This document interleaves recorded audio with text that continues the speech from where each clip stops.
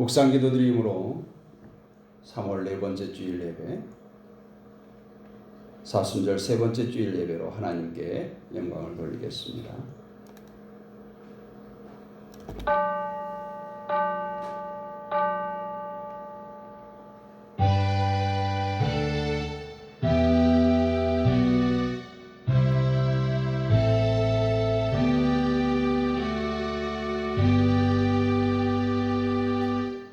영광과 존귀와 찬송을 쇠쇠 무궁토록 받으시기 합당하신 아버지 하나님, 그 크신 은혜와 사랑을 생각할 때마다 진실로 감사와 찬송과 영광을 올립니다. 오늘도 귀하고 복된 성일, 귀한 하나님의 백성들이 모였습니다. 적은 수요가 모였지만 이곳에 천군 천사 보내주옵소서. 이전에 하나님의 영광으로 가득 차게 하여 주옵소서. 거저왔다 거저가는 심령 하나도 없게 하시고, 이 시간 하늘로부터 내려오는 하나님의 놀라우신 은혜와 축복을 마음껏 누리게 하옵소서.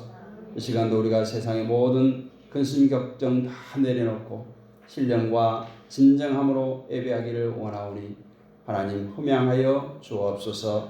예배의 시용을 주님께 부탁드리옵고 살아계신 우리 주 예수 그리스도 이름으로 감사하며 기도하옵나이다. 아멘. 다같이 일어나셔서 찬송가 10장을 드리시겠습니다.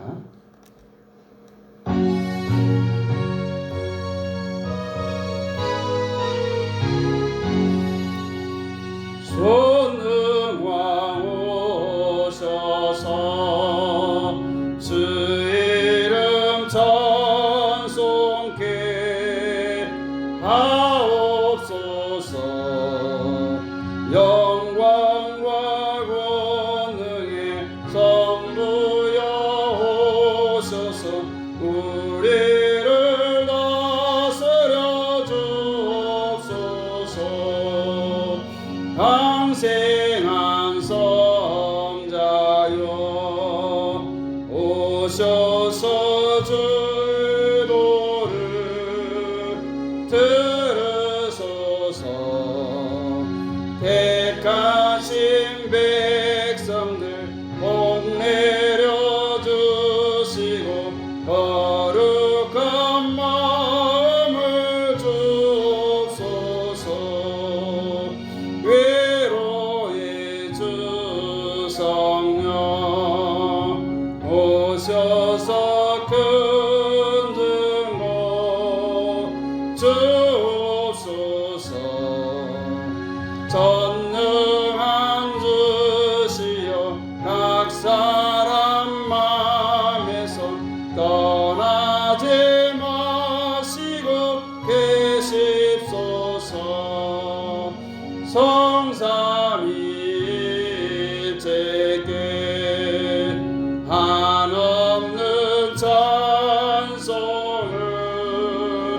드립니다. 존귀한 주님을 영광 중 배웠고 영원히 모시게 하옵소서. 아멘. 주보에 나와 있는 성시교독을 함께 하겠습니다. 성시교독 12번 함께 합니다. 하늘이 하나님의 영광을 선포하고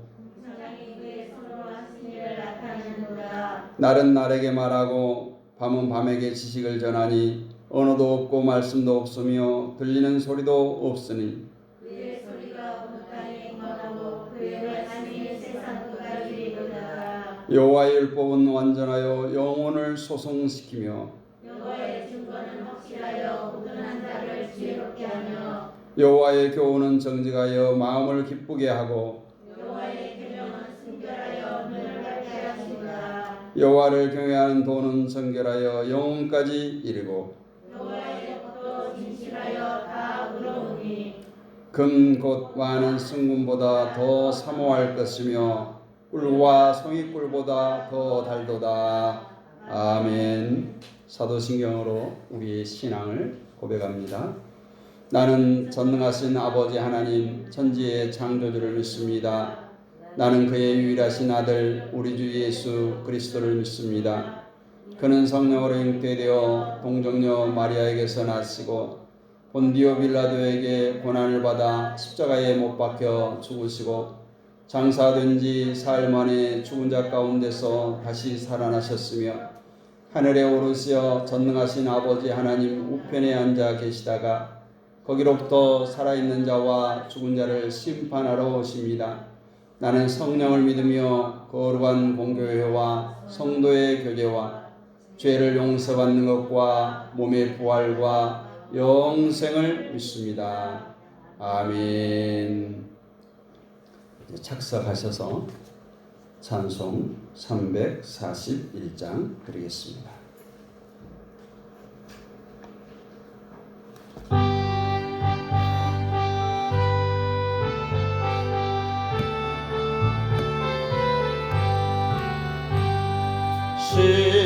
십자가를 내가 지고 주를 따라갑니다. 이제부터 예수로만 나의 법에 삼겠네. 세상에서 부귀 영화 모두 잃어버려도 주의 평안 내가 받고 영생 복을 받겠네. 주도 곤욕 당했으니 나도 곤욕 당하리. 세상 사람 간사하나 애쓰진 시합니다. 예수 나를 사랑하사 빛난 얼굴 보이며 원수들이 미워해도 염려할 것 없겠네. 내가 핍박 당할 때에 주의 품에 안기고 세상 고통 당할수록 많은 위로 받겠네. 주가 주신 기쁨 외에 기뻐할 것 뭐냐. 주가 나를 사랑하니 기뻐할 것뿐일세. 아멘. 다 같이 기도드리겠습니다. 지금도 살아계셔서 인간의 생사화복을 주관하시고 인류 역사의 수레바퀴를 운행해 가시는 아버지 하나님, 하나님의 그 놀라우신 사랑과 섭리를 감사와 찬송으로 영광 돌립니다. 아버지 하나님, 우리가 무엇이간데 이토록 사랑하셔서 이 시간까지 우리를 붙들어 주시고 하나님의 은혜의 날개 아래 거하게 하시며 아버지 하나님, 이 평화로운 땅에서 마음껏 소리쳐 찬양하게 하시고 간과하여 부르짖게 하시고 예배하게 하심을 감사드립니다. 사랑과 은혜가 풍성하신 아버지 하나님, 이 나라 이 백성을 위해서 기도합니다. 아버지 하나님, 이 나라 이 백성을 불쌍히 여기시고 긍휼을 베풀어 주옵소서. 코로나19 감염병으로 인해서 너무 많은 사람들이 고통당하고 있습니다. 생명을 잃고 아버지는 저들이 병중에 고통당하고 있는 사람들 아버지는 위로하여 주옵소서. 유족들을 위로하여 주시고 저들이 고통 속에서 속히 평안함을 얻게 하여 주옵소서. 더 이상 이 질고가 확진되어지지 않게 하여 주옵소서. 더 이상 번지지 않게 하여 주시고 이 어려운 난국이 아버지 하나님 앞에 무릎 꿇어 회개함으로 말미암아서 속히 지나가게 하여 주옵소서. 세계 각처에서 많은 사람들이 생명을 잃고 있습니다. 아버지 하나님, 창조주 하나님을 거역한 인간들의 이 그릇된 생각들, 잘못된 행실들의 결과인 줄로 믿습니다. 주여, 우리 믿는 자들로부터 먼저 주님 앞에 무릎 꿇어 회개하게 하여 주옵소서. 아버지 하나님 뜻이 무엇인지 분별할 수 있는 마음을 허락하여 주옵소서. 오늘도 이곳저곳에서 흩어져서 예배하는 귀한 성도들을 주여 붙들어 주옵소서. 저들의 예배가 아버지 하나님께서 회복되어지기를 원합니다. 이제 사회적 거리두기와 아버지 하나님께서 감염병 확산을 위해서 온 나라가 힘쓰고 애쓰고 있습니다. 교회도 이 일에 동참하고 있습니다. 그럴 때일수록 더욱더 하나님과의 관계가 가까워지는 계기가 되게 하여 주옵소서. 내 자신을 돌아보게 하시고 내 가정을 돌아보게 하시고 내 교회를 돌아볼 수 있는 또 다른 기회로 삼게 하여 주옵소서. 아버지 하나님께서 이 나라가 어려운 가운데 있을지라도 하나님 긍휼을 베풀어 주옵소서. 아버지 하나님께서 의로운 오른손으로 붙들어 주옵소서. 특별히 남북의 분단의 현실이 너무나도 안타깝습니다.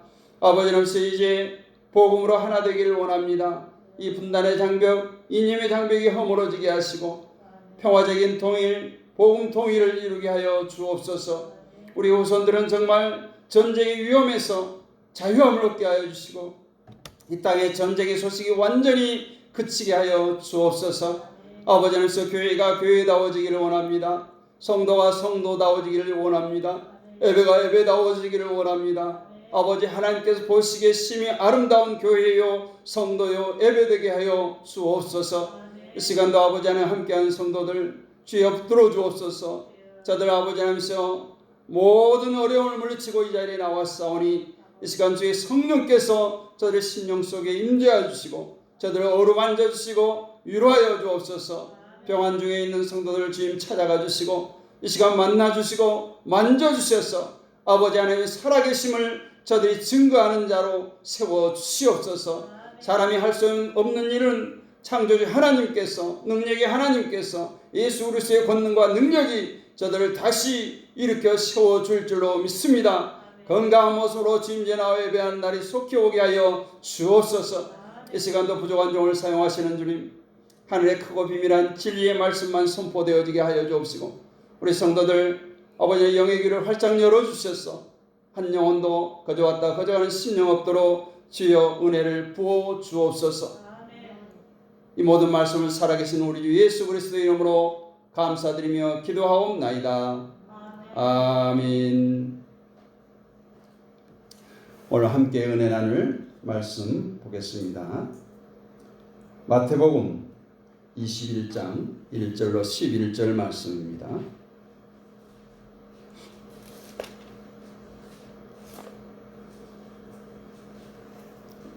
신약성경 마태복음 21장 1절로 11절 말씀 제가 읽어드리겠습니다. 그들이 예루살렘에 가까이 가서 감람산 백박에 이르렀을 때에 예수께서 두 제자를 보내시며 이르시되 너희는 맞은편 마을로 가라. 그리하면 곧 매인 나귀와 나귀 새끼가 함께 있는 것을 보리니 풀어 내게로 끌고 오라.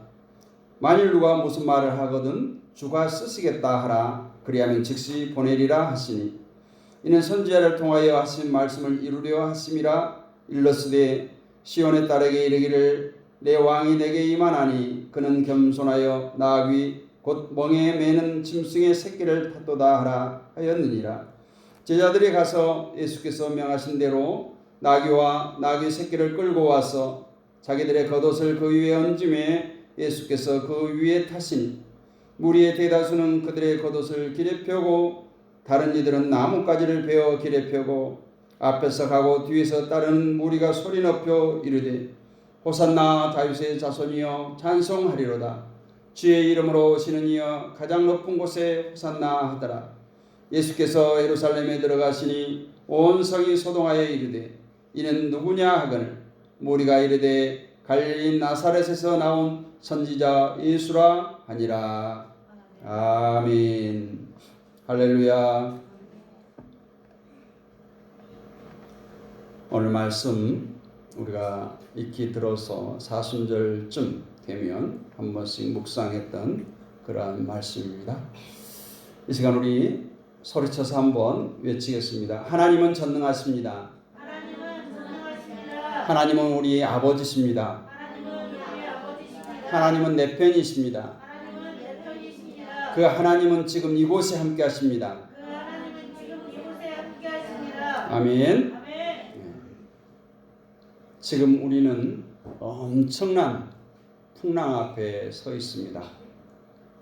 코로나19라고 하는 정말 세계가 발버둥치지만 눈에 보이지 않는 그 적들과 싸움에서 정말 언제 이 전쟁이 끝날지 모르는 상황에서 많은 사람들의 수고로 그나마 우리나라는 많이 이제 진정세로 접어들고 있습니다. 정말 이 풍랑 앞에 서 있다고 하는 것은 우리 안에 잠들어 계신 우리 예수님을 깨워야 할 때입니다. 왜 풍랑이라고 제가 비유했을까요? 예수님과 제자들이 배를 타고 가는데 예수님은 주무셨고 제자들은 감당할 수 없는 큰 풍랑을 만났습니다. 그때 그들이 예수님을 깨움으로 인해서 예수께서 그 풍랑을 잠잠게 하셨던 그 놀라운 사건을 우리는 접할 수 있습니다. 오늘 코로나19라고 하는 이 엄청난 풍랑도 우리 주님께서 말씀하시면 잠잠게 될 줄로 믿습니다. 아멘. 우리 교회는 예배 나오지 마라, 나오라 해도 알아서 다 해요. 그렇죠? 지금 제가 열 측정 비접촉 체온계 주문했는데 열흘 걸려요. 열흘. 품귀예요. 지금 행정기관에서 그것 구비하고 그것만 지금 없죠. 방역하고 손하고 마스크 구비하고 우리는 띄엄띄엄 잘 앉잖아요. 성도들이 많은 교회는 어쩌겠어요. 밖에서 예배 드릴 수도 없고. 우리 함께 인사합시다. 주께 쓰임받는 인생이 됩시다. 주께 쓰임받는 인생이 됩시다. 한 번 더 하겠어요. 주께 쓰임받는 인생이 됩시다. 주께 쓰임받는 인생이 됩시다. 우리가 인생을 살면서 참 쓸모없다는 것처럼 불행한 게 없어요. 쓸모없다는 것. 우리가 가끔 정치권에서 그런 말을 씁니다. 토사구팽이라는 말씀. 무슨 뜻이에요? 토사구팽이 무슨 뜻입니까? 아쉬울 때는 써먹고 다 그 쓰임새가 닿으면 버린다는 뜻이에요. 원뜻은 뭔가요? 사냥개를 사냥하고 나서 그 개조차도 잡아먹는다는 뜻이죠. 우리 모두가 정말 세상에서 쓰임받아야 되고 우리가 가정에서 내가 속한 공동체에서 쓰임받아야 되지만 무엇보다도 주님께 쓰임받는 여러분이 되시기를 원합니다. 아멘. 88 올림픽 때 우리나라 탁구 선수로 출전해서 금메달을 딴 선수가 있습니다. 양영자 선수라고 하는 분이죠. 근데 이 선수 부부는 지금 몽골 선교사로 사역을 하고 있습니다. 그들 부부가 안식년을 맞이해서 1년 6개월 여정으로 고국에 돌아왔을 때 그들은 이렇게 얘기합니다. 처음에는 몽골인들, 현지인들과 몇 명이라도 모여서 예배드리는 것으로 선교사역이 시작됐는데 이제 주일이면 그들을 수용할 수 없을 만큼 많은 사람들이 함께 와서 예배드리고 하나님을 찬양한다고 말합니다. 그리고 탁구 선교를 통해서 그들의 영혼들에게 더욱더 복음 증거가 잘 되어진다라고 합니다. 또 하나 감동적인 얘기는 이 양영자 부부가 선교사로 떠나면서 올림픽 연금을 노 목사님들 앞으로 자동이체를 시켜놓은 거예요. 그분들의 생계에 도움이 되도록 100만 원에 달하는 그 연금을 다른 목사님을 위해서 사용했다고 합니다. 선교지로 떠나면서 자기들이 누구보다도 선교를 후원할 수 있는 경제적 도움이 필요하지만 그들은 하나님께서 어떻게 먹이시고 입히시는지 기대하면서 선교지로 떠났다고 합니다.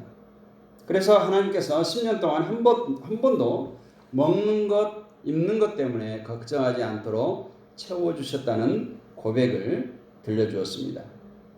저는 그 양령자 선교사 부부를 보면서 하나님은 저렇게도 사용하시는구나. 탁구로 세계를 제패하는 금메달리스트, 저 영광스러운 선수를 그 몽골 지역을 위한 훌륭한 선교사로 사용하시는구나. 아니 그 스포츠라고 하는 그 매개체 때문에 선교를 더욱더 활발하게 할 수 있구나 하는 생각을 하면서 감동을 받았습니다. 오늘 우리가 읽은 본문은 예수님께서 예루살렘 성에 입성하는 장면입니다.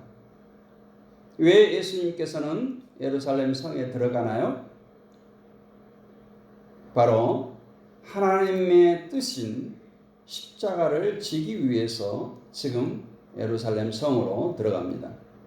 평상시에는 늘 그 길을 그냥 걸어서 다녔습니다. 근데 오늘은 특별히 예수님께서 나귀 새끼를 타고 들어가는데 그것은 바로 스가랴 선지자의 예언을 성취하기 위함이었어요. 스가랴 9장 9절에 보면 오늘 인용된 말씀이 그겁니다. 시온에 따라 크게 기뻐할지어다. 예루살렘에 따라 즐거이 부를지어다. 보라 내 왕이 내게 임하나니 그는 공의로우며 구원을 베풀며 겸손하여서 나귀를 타나니 나귀의 작은 것 곧 나귀 새끼니라. 이 증거를 메시아로 오시는 예수께서 겸손하여 나귀 새끼를 타고 입성하신다는 말씀의 예언이 성취되고 이루고자 오늘 예수님께서는 나귀를 타고 예루살렘으로 입성합니다. 감람산 벳바게 지역에 이르렀을 때에 예수님은 2명의 제자를 보냅니다. 다른 성경을 참고하면 그들은 베드로와 요한이었다 추측할 수 있습니다. 그들을 보내면서 저 건너편 마을에 가면 나귀와 아직 사람이 한 번도 타보지 않은 나귀 새끼가 있는데 그것을 끌고 오너라 하는 말씀입니다. 그러면서 주님은 덧붙입니다. 왜 끌고 가느냐 그 주인이 물으면 주가 쓰시겠다 하라. 어찌 보면 우리 인간적인 감정이나 생각으로 보면 이거는 너무너무 막무가내예요. 그냥 착취해요.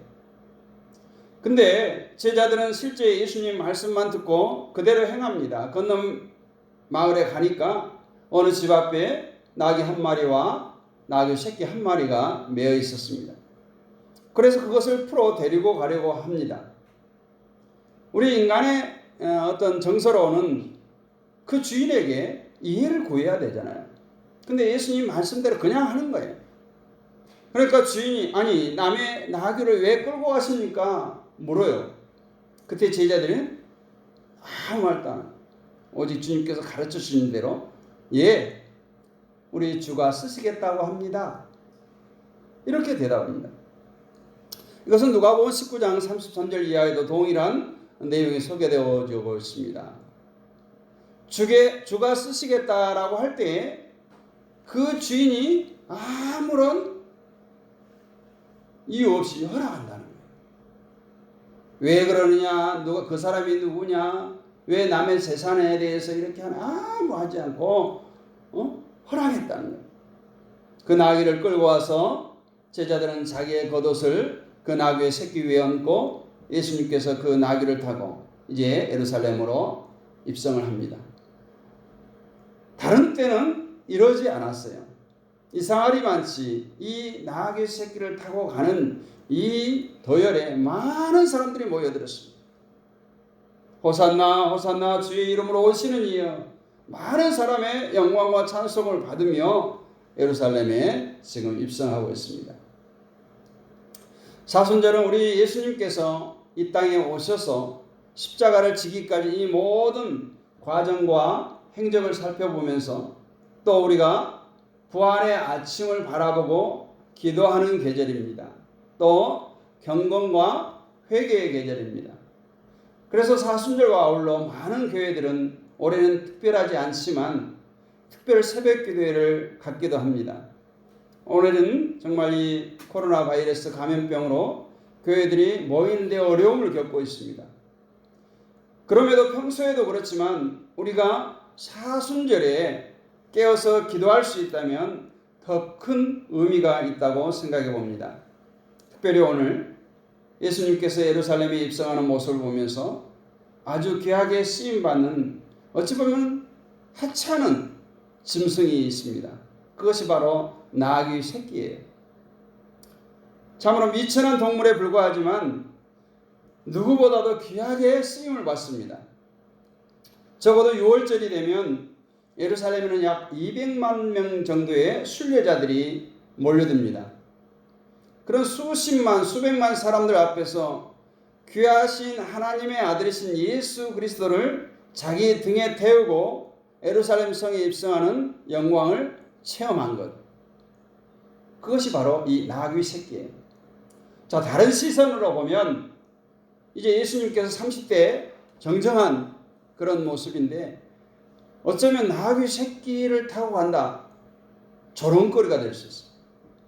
우리가 생각하는 당나귀 그런 게 아니에요. 그러니까 사람을 태울 수 없을 정도의 그런 연약한 새끼 나귀. 사람들이 조롱할 수 야, 우리 그런 이솝우화에도 나오잖아요. 그걸 타고 가냐? 끌고 가지? 이럴 정도의 그런 새끼를 타고 가는 거예요. 근데 그 나귀 새끼는 아주 귀중하게 쓰임을 받았어요. 그는 천한 동물이지만 그는 예수님을 태우는, 메시아를 태우는 영광을 맛보게 되었던 겁니다. 사랑하는 여러분, 여기서 우리가 생각해야 될 게 있어요.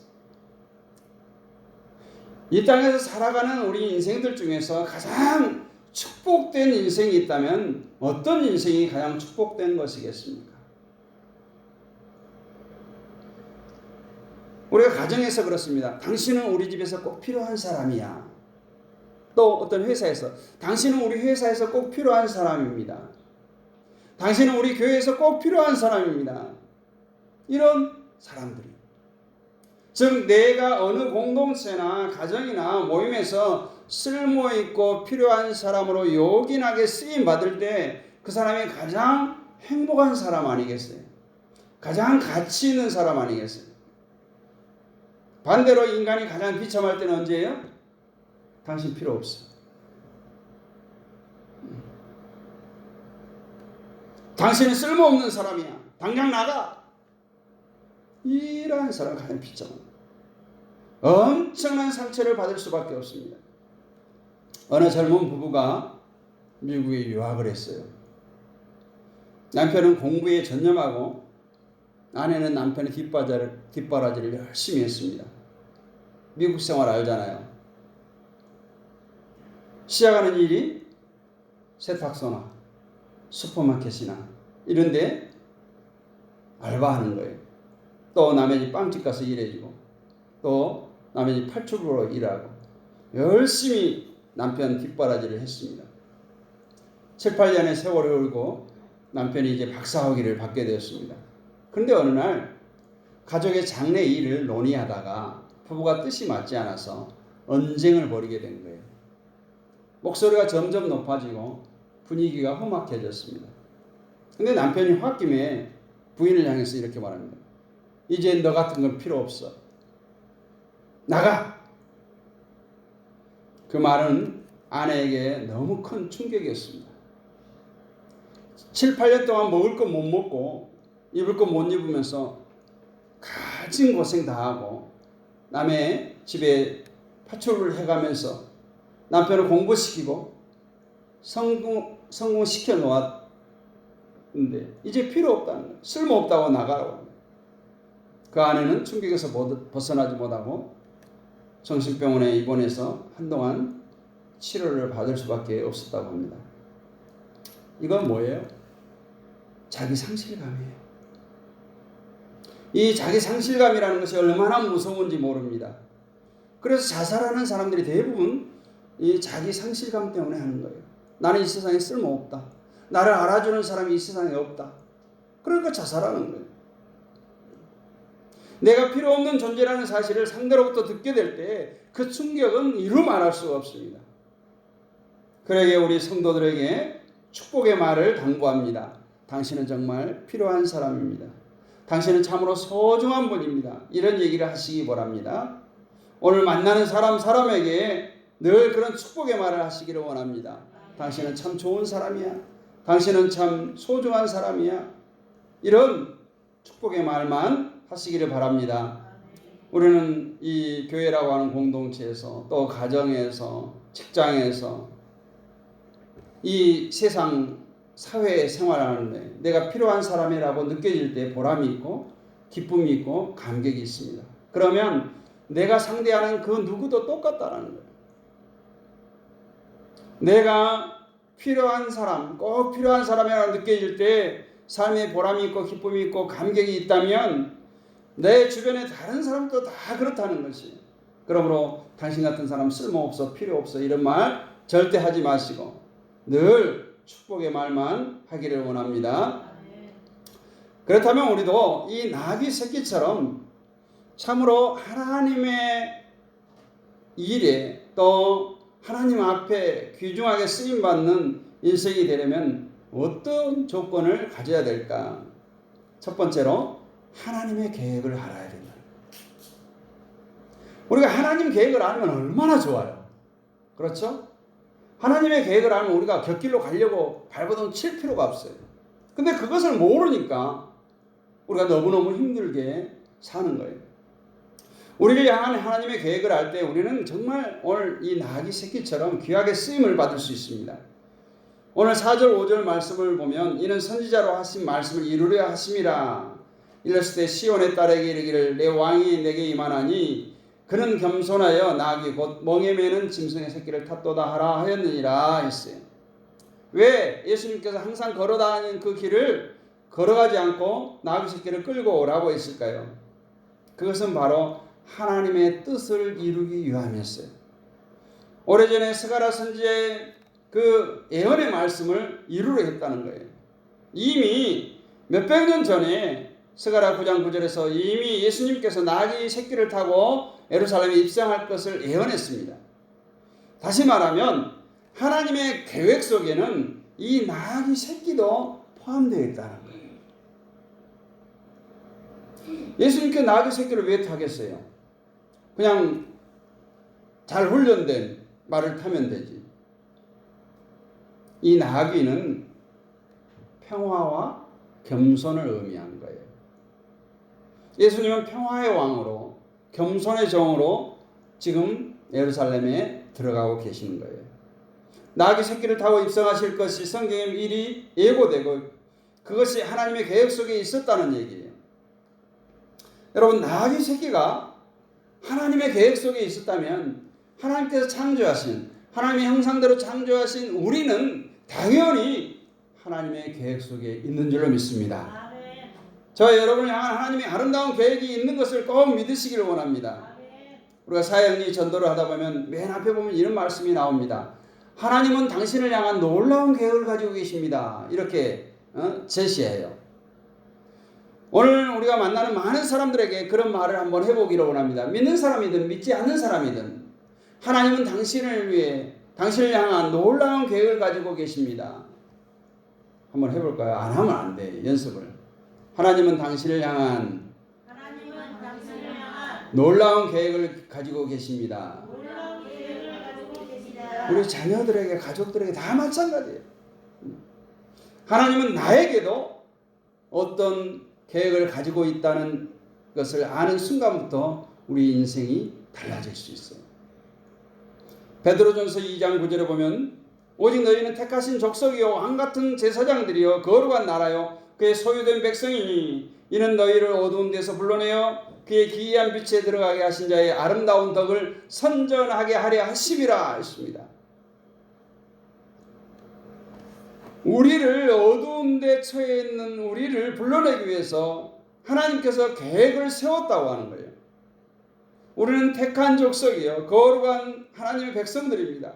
우리를 향한 하나님의 목적과 계획이 있어요. 에베소서 1장 4절 이하에 보니까 곧 창세전에 그리스도 안에서 우리를 택하사 우리로 사랑 안에서 그 앞에 거룩하고 흠이 없게 하시려고 했다는 거예요. 창세전에 우리를 그리스도 안에서 택했다는 겁니다. 여러분, 길가에 있는 풀 한 포기도 그냥 의미 없이 존재하는 것이 없어요. 거기에도 반드시 하나님의 계획과 섭리와 목적이 있다는 사실입니다. 오늘 나를 향한 하나님의 목적이 있고 계획이 있는 것을 안다면 우리의 삶의 목표는 분명히 달라질 수 있어요. 여러분, 오늘날도 이 땅에 살아가는 수많은 사람들이 자기 인생의 목적 없이 살아가는 경우가 많이 있습니다. 정말 이걸 설문조사를 해봤어요. 1000명을 대상으로 설문조사를 해봤는데 당신이 왜 이 세상에 존재하는지 그 목적을 아십니까? 하는 무릎에 응답자의 6%만 내 인생의 목적을 분명히 안다고 대답하고 나머지 94%는 왜 사는지도 모른다고 대답했어요. 그냥 사는 대로 살아가는 거예요. 그저 구름에 달 가듯이 가는 인생이요, 바람이 불면 이쪽으로 저쪽으로 물처럼 흘러가는 유수와 같은 인생, 곧 대부분의 사람들이 목적 없는 인생을 살아가고 있더라는 것입니다. 우리를 향한 하나님의 계획이 어디 있는지, 하나님의 목적이 어디 있는지 그것을 바로 알 때 우리는 주께 쓰임 받을 수 있게 될 줄로 믿습니다. 두 번째, 주님께 쓰임 받는 인생이 되려면 하나님의 주권을 인정하라는 거예요. 오늘 3절 보면 만일 누가 무슨 말을 하거든 주가 쓰시겠다 하라. 그래야면 즉시 보내리라. 자, 누가 그거 왜 끌고 가느냐? 말하면 주가 쓰시겠다 하라고 말합니다. 다시 한번 우리 따라해 봅니다. 주가 쓰시겠다 하라. 주가 쓰시겠다 하라. 그래요. 주님이 쓰시겠다. 그러면 끝나는 거예요. 이 주라는 말은 영어로는 Lord예요. 한자로는 주인 주자를 씁니다. 다시 말해서 주인이라는 거예요. 주님은 나의 구주로 고백한다는 얘기는 그분을 내 주인으로 고백하는 것입니다. 우리의 주인 대신 주님께서 쓰시겠다는 얘기예요. 이 주인이라는 말은 무슨 말입니까? 소유자라는 거예요. 주권을 가지신 분입니다. 우리는 그분의 소속된 인생들이에요. 다시 말하면 만물의 주인 되신 주께서 쓰시겠다 하십니다. 그러니까 그 주인이 그러십니까? 그러면 가지고 가십시오 라고 말했을 거예요. 여러분, 이 말씀은 아주 깊은 의미를 가지고 있습니다. 이 온 우주의 주인은 누굽니까? 하나님이세요. 역대상 29장 11절에 보니까 여호와여 광대하심과 권능과 영광이 이김과 위엄이 다 주께 속하였사오니 천지에 있는 것이 다 주의 것이로소이다. 여호와의 주권도 주께 속하였사오니 주는 높으사 만문의 머리심이니이다 라고 말합니다. 천지에 있는 것이 다 주의 것이라는 거예요.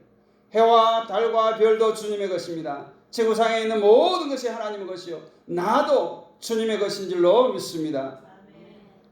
여러분들에게 이렇게 묻겠습니다. 여러분들의 생명과 시간과 자녀와 재능과 물질 누구 것입니까? 주님의 것이. 라틴 아메리카에서 목회를 하다가 미국 수정교회를 담임하게 된 카를로스 오르티스라는 유명한 목사님이 계십니다.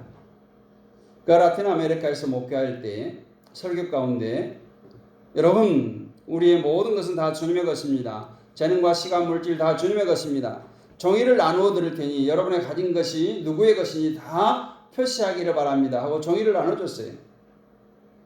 그래서 재산 목록을 다 적고 아파트 이건 내 거 아니지 하나님 것이지, 내가 타고 다니는 자동차 이건 내 거 아니지 하나님 것이지, 내 통장에 있는 돈 얼마 이건 내 거 아니지 하나님 것이지, 내 땅 하나님의 것이지, 내 자녀 하나님의 것이지, 재산 목록을 다 썼습니다.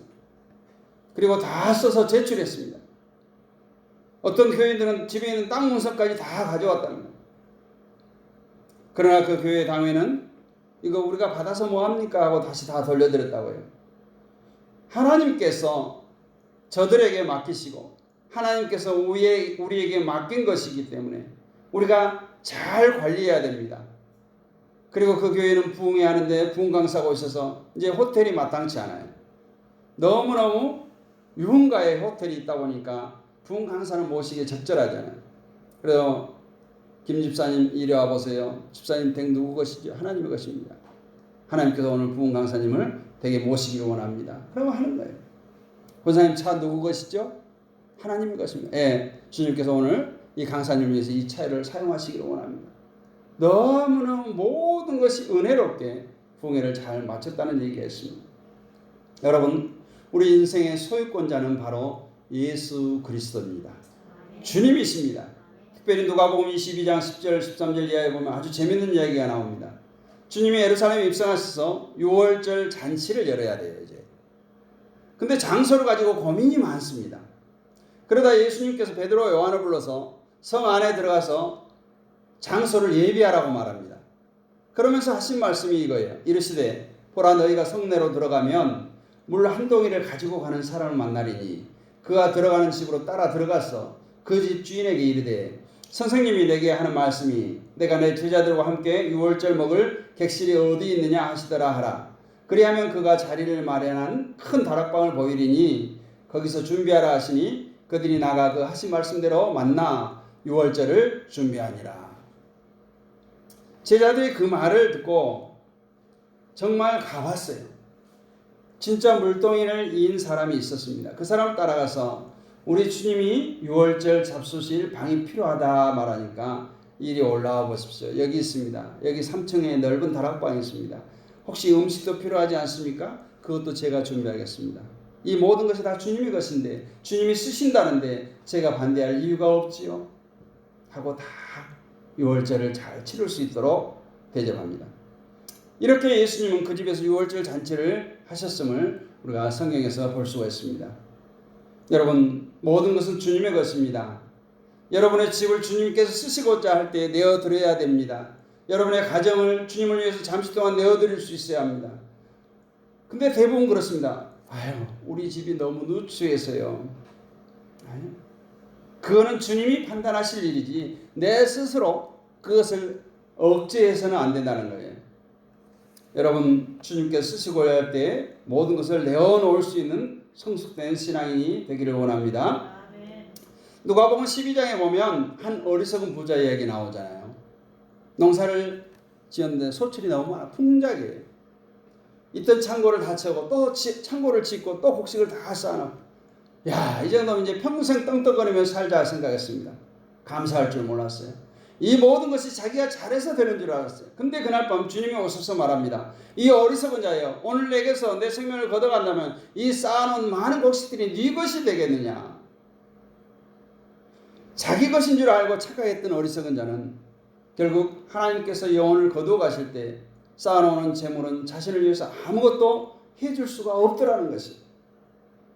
그래서 우리가 이 땅에 올 때 아무것도 없이 오지만 생명도 주님께서 주시고 건강도 주시고 육신도 주시고 재능과 시간을 주시고 모든 필요한 것을 다 주셨습니다.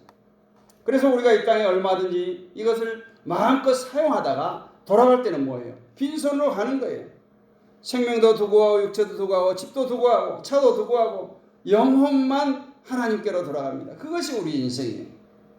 하나님은 우리의 소유주가 되시고 그분은 우리의 주인이 되심을 고백하는 인생만이 오늘 나귀 새끼처럼 쓰임받게 될 줄로 믿습니다. 이사야 1장 3절에 보면 소는 그 임자를 알고 나귀는 주인의 구유를 알건만은 이스라엘은 알지 못하고 나의 백성은 깨닫지 못하는도다 하셨어요. 이사야의 선지자의 탄식, 오늘 하나님이 우리를 바라보는 탄식이 아닐까요? 하나님의 주권을 인정함으로써 여러분이 귀하게 쓰임받으시기를 주님의 이름으로 축복합니다.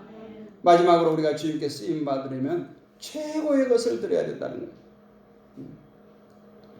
나귀는 최선을 다해서 예수님을 모셨을 겁니다. 만약 이 나귀 새끼가 저항하거나, 여러분 말이 쉽지요. 아무리 승마용 말도 길들여지지 아니하면 자기 등에 짐이나 무거움을 느끼면은 가만 안 있어요. 튀어요. 털어내려고 발버둥칩니다. 예수님이 이 나귀를 이용하실 수가 없었겠지요. 이 나귀 새끼는 아는지 모르는지 예수님을 등에 태우고 순순히 순종하는 마음으로 예루살렘을 향해서 걸어갔다는 겁니다. 내 것인지 주님의 것인지 구분이 안 되기에 거기서부터 비극은 시작됩니다. 내 것을 주님의 것으로 인정할 때 거기에 갈등이 있을 수가 없어요. 여러분, 순종하는 마음으로 자신을 드리시기를 원합니다. 최고의 것을 드리시기를 원합니다. 우리 주인이신 주님께 드리는데 가장 보잘것없는 것을 드릴 수 있겠습니까? 가장 최고의 것을 드리시기를 원합니다. 최선을 다해서 드리시기를 원합니다. 그것이 성도의 자세예요. 우리 딸들이 11조를 온라인으로 보내잖아요. 교회 통장으로. 근데 애들이 어쩔 때는 월급날이 지났는데 한참 안 보낸 적이 있어. 야, 월급 입금되는 소리 띵동 나면 그 자리에서 11조부터 보내라. 물론 걔들이 나쁜 마음이 아니에요. 정신없이 살아요. 그래도 그 마음, 내가 오늘은 11조를 드려야지. 가장 먼저 드려야지. 이 생각을 품으라는 거예요. 언제 와도 상관없지만. 우리가 잘 아는 무디 목사님이 계십니다. 이 무디 목사님이 살던 동네에 한 젊은이가 있었어요. 이 젊은이를 만나면 늘 무디 목사님 전도합니다. 여보게, 자네도 예수 믿고 나와 함께 교회 가세.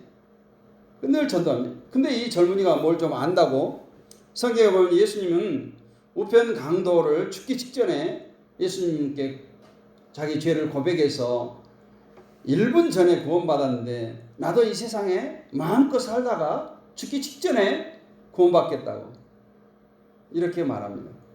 그렇게 시간이 많이 지났어요. 그런데 어느 날 무디 목사님이 이 젊은이가 병원에 입원했다는 소식을 들었어요. 그래서 젊은이에게 화환을 보냅니다.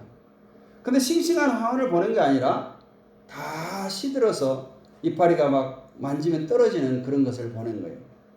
젊은이가 화가 나고 이해가 안 됐어. 아니 목사님, 보내려면 싱싱하고 똑바른 것을 보내야지. 이게 뭡니까? 쓰레기통에 들어갈 것을 나한테 보내면 어찌합니까? 이렇게 따지라는 거예요. 그때 무디 목사님이 이렇게 말합니다. 여보게, 자네도 이 시들어가는 꽃을 보니까 기분이 안 좋지? 싱싱하고 아름다운 꽃이 좋을 거야. 하나님이 자네를 보는 것도 마찬가지네.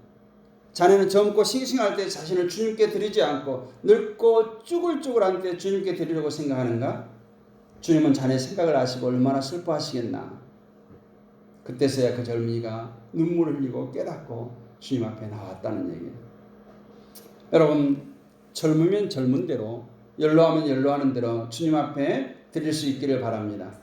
중요한 것은 지금이, 내일, 내년, 다음에, 이것은 절대 하나님의 생각이 아니에요. 그 마귀적인 생각이에요. 조금이라도 젊을 때 주님 앞에 더 많은 것을 드리고 노력하시기를 원합니다. 나중에 세상 일에 분주한 것이 다 끊어지고 직장에 퇴직하고 이제 한가해지면 주님 일 하지요. 여러분, 그때는 마음은 원이지만 몸이 안 되는 거예요. 우리가 젊고 힘 있을 때 주님을 위해서 더 봉사할 수 있기를 주님의 이름으로 축원합니다. 최고의 것을 드리고, 중요한 것은 우리의 소명이 무엇인지, 나는 무엇을 위해서 내 눈께 부름을 받았는가, 이것을 깨닫는 거예요. 또 여러분의 은사와 재능이 무엇인지를 잘 분별해서 최고의 것을 드리시기를 원합니다. 오늘 여러분, 시간을 주님이 필요하다면 시간을 드리시고 재물이 필요하다면 재물을 드리시기를 원합니다. 로마서 12장 1절을 보면, 그러므로 형제들아, 내가 하나님의 모든 자비하심으로 너희를 권하노니 너희 몸을 하나님이 기뻐하시는 거룩한 산 제사로 드리라. 이는 너희의 드릴 영적 예배니라. 요즘 예배가 너무 깨지고 있잖아요. 중요한 것은 목회자들은 뭘 걱정하느냐. 이제 이 코로나 바이러스가 다 지나가고 정상적인 생활을 하는데도 성도들이 지금과 같은 흩어진 마음이 예배당으로, 예배 장소로 돌아오지 않을 걸 걱정하는 거예요. 그래서 영상 예배 드리면 성도님들, 한참 목사님들 강단에서, 자, 화장하세요. 옷 잘 입으세요. 거실에 나와서 앉으세요. 그냥 잠자다가 일어나서 이불 속에서 그냥 소파에 누워서 예배드리지 말라고 하는 거예요. 물론 그런 사람은 없겠지만 그것이 우리의 현실이 될까 두려워하는 거예요. 에스더 4장 14절 하반절 보면 모르드게가 에스더에게 이렇게 말합니다. 내가 왕후의 자리를 얻은 것이 이때를 위함이 아닌지 누가 알겠느냐. 유다가 멸망할 위기에 처했을 때 모르드게가 아하수에로 왕후 에스더에게 한 말이에요. 그에 대해서 에스더가 4장 16절에서 이제 모르드게에게 말합니다. 당신은 가서 수산에 있는 유대인들을 다 모으고 나를 위하여 금식하되 밤낮 3일을 먹지 말고 마시지도 마소서. 나도 나의 시녀와 더불어 이렇게 금식한 후에 규례를 어기고 왕에게 나아가리니 죽으면 죽으리이다 하니라. 왕비는 그때 당시 왕비는 왕이 너 나 좀 보자 해야 왕의 얼굴을 볼 수 있어요. 근데 지금 에스더가 왕에게 나간다는 것은 어찌면 죽을 수 있는 그 목숨을 걸고 나가는 거예요. 이처럼 어려운 때에 위기 때에 에스더와 같은 믿음으로 나가야 합니다. 민족을 구하고 나라를 구하고 교회를 구하고 공동체를 구하는 일에 우리가 생명을 걸어야 돼요. 저 목회 사역 가운데 기도로 물질로 헌신하는 한 집사님이 계세요. 안산 동산교회 집사님입니다. 다른 교회를 섬기면서 매월 얼마씩을 지금까지 계속 선교 예물로 보내고 있어요. 3만 원씩 보내요. 3만 원씩. 근데 저희 교회뿐만 아니라 저희 교회 외에 두 교회, 세 교회를 보내요. 그러면 한 달에 9만 원이죠. 근데 그분이 엄청난 재력가는 아니에요. 58세에 국민연금을 미리 받기 시작했어요. 그러니까 자기가 받을 수 있는 70%밖에 못 받는 거예요. 그리고 여러 가지 이제 일들을 해서 그렇게 교회를 섬기고 있는데 그분을 보면서 그렇습니다. 정말 쓰고 남아서 하는 건 아니다. 정말 우리 교회도 어려운 가운데서도 정성을 다하는 여러분들이 계셔서 우리 세 분의 선교사를 섬기고 있습니다. 우리가 죽으면 이 땅에 많은 재물을 한 푼도 가져갈 사람이 없습니다. 왜일까요? 이것은 내 것이 아니기 때문에 그래요. 그냥 이 땅에서 마음껏 사용하다가 그냥 두고 가는 것입니다. 그 모든 소유권은 하나님께만 있습니다. 그렇다면 여러분에게 주어진 시간과 재능과 물질을 어떻게 사용하시겠습니까? 우리는 이 사순절 기간에 더욱더 기도해야 할 것입니다. 기도하는 일에 여러분 자신을 드릴 수 있기를 주님의 이름으로 축원합니다. 온전히 예배의 제단을 쌓는 일에 여러분 자신을 드릴 수 있기를 주님의 이름으로 축원합니다. 우리의 몸을 거룩한 산 제사로 드리는 일에, 봉사하고 충성하는 일에, 전도하는 일에 여러분의 자신을 드리기를 원합니다. 오늘 주님께서 저와 여러분에게 말씀하십니다. 주가 쓰시겠다 하십니다. 놀라운 결단과 순종의 삶을 통해서 여러분 삶이 더욱더 축복의 삶이 되시기를 주님의 이름으로 축원합니다. 거룩하신 아버지 하나님 은혜를 감사합니다. 오늘 또 예수님께서 나귀 새끼를 사용하셨던 것처럼 볼품없는 우리들이지만 이 시간 우리를 사용하시기를 원하십니다. 우리가 순종하는 마음으로 결단하게 하여 주옵소서. 우리의 삶의 여정 가운데 하나님께서 쓰시겠다 하면 모든 것을 다 주님을 위해서 내려놓고 내어줄 수 있는 우리 모두가 되게 하여 주옵소서. 어려운 때입니다. 하나님 우리 성도들을 붙들어 주시고 강건케 하여 주시고 날마다 담대함으로 이 세상을 능히 이기게 하여 주옵소서. 믿사옵고 우리 예수 그리스도 이름으로 감사드리며 기도하옵나이다. 아멘.